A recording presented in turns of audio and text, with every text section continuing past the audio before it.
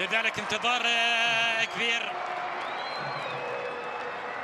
وبدينا الآن طبعا حديث باسم سعود عبد العزيز جاسم، الله يرحمه ابوك يغمد روح الجنه. سعود من الاداريين طبعا، رئيس الجهاز الاداري، ولاحظ الشبان العرباويين اللي يقومون على كرة القدم برئيس شيخ شاب ايضا يدير فريق النادي العربي. لاحظوا الشبان، انا متاكد هؤلاء الشبان ما كانوا منولدين في عام 1930.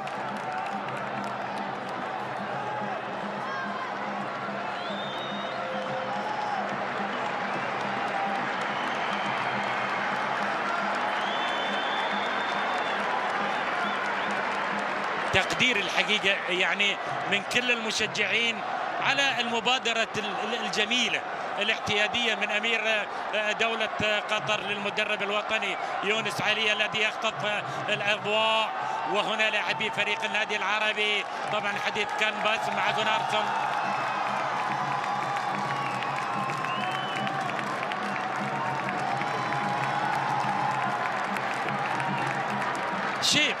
شيء جميل، كل لاعب باسمه.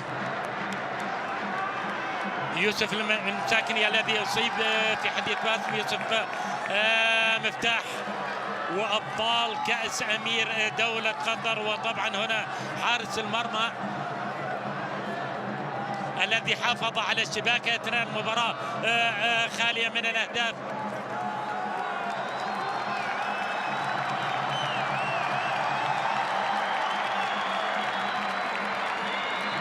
شيء جميل الحقيقة، لقطات وقد تعودنا عليها عابا عن جد من الشيوخ، من الكبار، من الوالد الأب الله يرحمه ويغمد روح الجنة، إلى الأمير الوالد الله يحفظه ويطول في عمره، إلى أبو حمد، إلى سمو الأمير الشيخ تميم بن حمد آل ثاني. هذا الحديث الباسم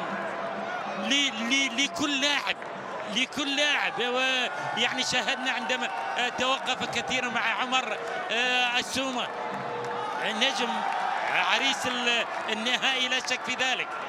وهنا حديث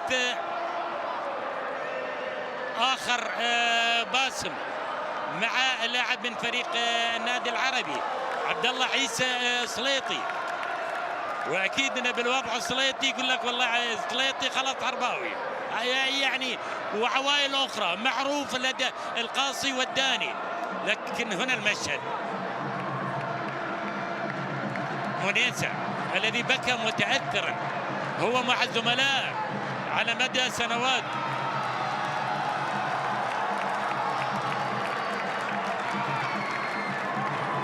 وهنا طبعا رافينيا، حقي كنت اقول ان رافينيا 5 بطولات الكوبا ديري في برشلونة، بطل مع البي اس جي في فرنسا، بطل مع العربي في قطر.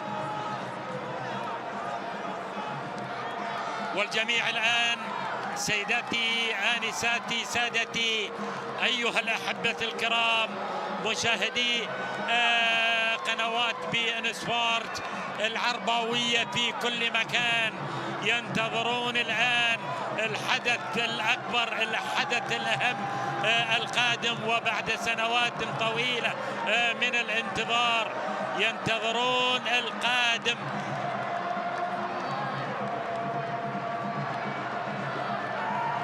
من اللاعبين الصاعدين والجهاز الفني، الجهاز الطبي. ويسجل التاريخ الآن أن النادي العربي يفوز باللقب للمرة الثامنة في تاريخه، كأس أمير دولة قطر عرباوي للمرة التاسعة.